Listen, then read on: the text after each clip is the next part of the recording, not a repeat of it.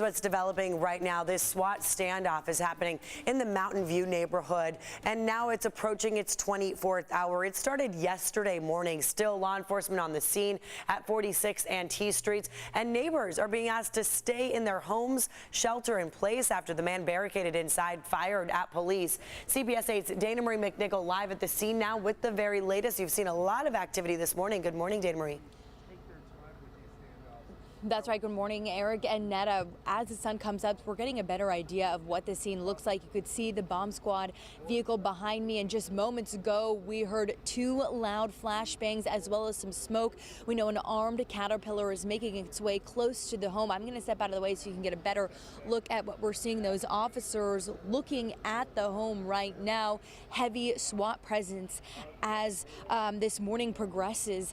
We're being told that people are still sheltering in place here in this Mountain View community.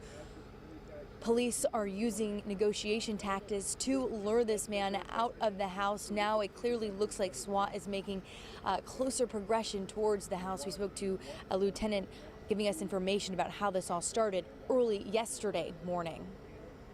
There was two sets of events. There was the shot that was at least one shot that was fired at 8 o'clock in the morning. That was the initial radio call.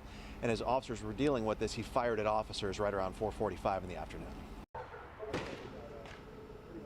Now, that was Lieutenant Sharkey who told me when officers responded yesterday morning, they tried to get the man to come outside. He refused, and that's when emergency negotiators and that SWAT team were called here. Now, around 4:45, the man shot at least one round at officers.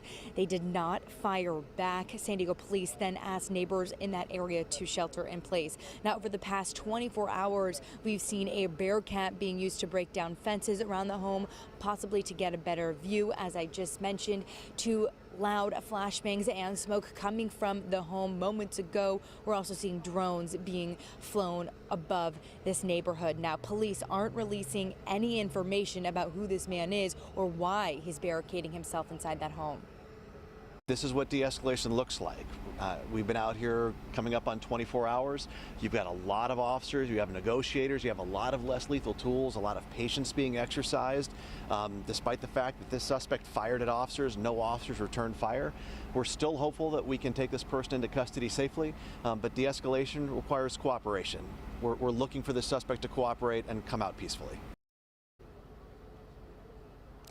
Now, if you're living in this area wondering how you can get to work or to school, officers do recognize that they've been very, very patient and want to work with neighbors here. They say give a call to police or even flag down an officer for you to get you escorted out of this neighborhood. Again, this is still a very active scene. We're seeing right now as we speak SWAT swarming the home. We see a large vehicle going closer, which looks like up their driveway.